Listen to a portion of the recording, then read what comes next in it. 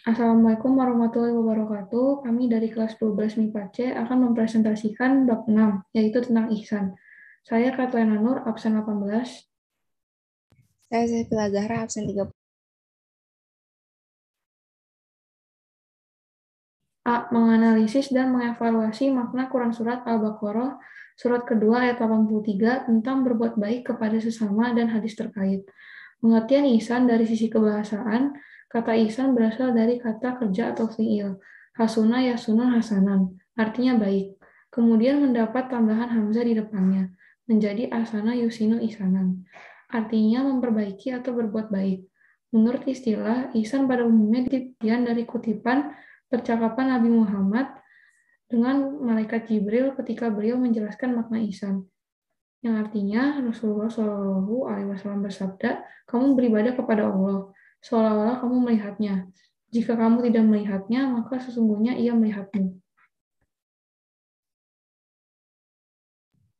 Jadi, ihsan adalah menyembah Allah Subhanahu wa Ta'ala seolah-olah melihatnya. Dan jika ia tidak mampu membayangkan melihatnya, maka membayangkan bahwa sesungguhnya Allah Ta'ala melihat perbuatan kita. Dengan kata lain, ihsan adalah beribadah dengan ikhlas, baik yang berupa ibadah khusus seperti sholat dan sejenisnya, maupun ibadah umum.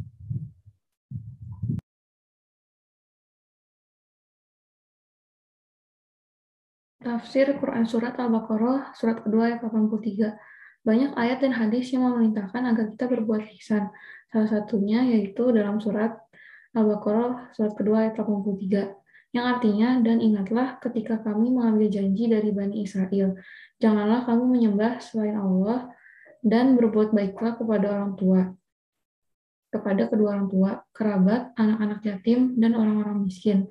Dan bertutur katalah yang baik kepada manusia, laksanakanlah sholat, dan tunaikanlah zakat.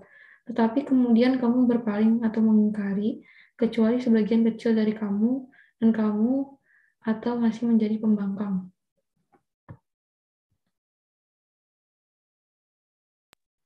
Yang B, keterkaitan kewajiban beribadah dan bersyukur kepada Allah Ta'ala dengan berbuat baik terhadap sesama manusia sesuai Quran Surat Al-Baqarah ayat 83. Satu, ihsan kepada Allah Subhanahu wa Ta'ala, yaitu berlaku ihsan dalam menyembah atau beribadah kepada Allah Ta'ala, baik dalam bentuk ibadah khusus yang disebut ibadah mahda, murni atau ritual, seperti sholat, puasa, dan sejenisnya, ataupun ibadah umum yang disebut dengan ibadah ghairu mahda, atau ibadah sosial, seperti belajar mengajar, berdagang, makan, tidur, dan semua perbuatan manusia yang tidak bertentangan dengan aturan agama. Berdasarkan hadis tentang ihsan di atas, ihsan kepada Allah Ta'ala mengandung dua tingkatan berikut ini. Yang pertama, beribadah kepada Allah Ta'ala seakan-akan melihatnya. Keadaan ini merupakan tingkatan ihsan yang paling tinggi karena dia berangkat dari sikap membutuhkan, harapan, dan kerinduan. Dia menuju dan berupaya mendekatkan diri kepadanya.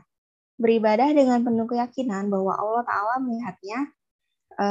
Itu yang kedua, kondisi ini lebih rendah tingkatannya daripada tingkatan yang pertama. Karena sikap ihsannya didorong dari rasa diawasi dan takut akan hukuman.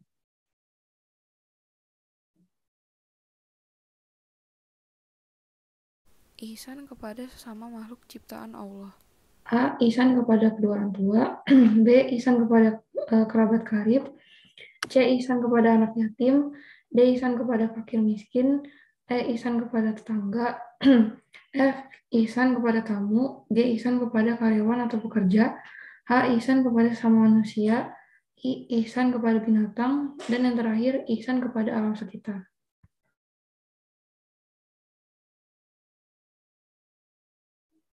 Hikmah dan manfaat ihsan. Kebaikan akan berbalas kebaikan adalah janji Allah Ta'ala dalam Al-Quran. Berbuat ihsan adalah tuntutan kehidupan kolektif, karena tidak ada manusia yang dapat hidup sendiri. Maka Allah Ta'ala menjadikan saling berbuat baik sebagai sebuah keniscayaan. Berbuat baik atau ihsan kepada siapapun akan menjadi stimulus terjadinya balasan dari kebaikan yang dilakukan. Demikianlah Allah Ta'ala membuat sunnah atau aturan bagi alam ini. Ada jasa, ada balas. Semua manusia diberi nurani untuk berterima kasih dan keinginan untuk membalas budi baik. Sekian presentasi dari kelompok kami. Mohon maaf bila ada kesalahan. Wassalamualaikum warahmatullahi wabarakatuh.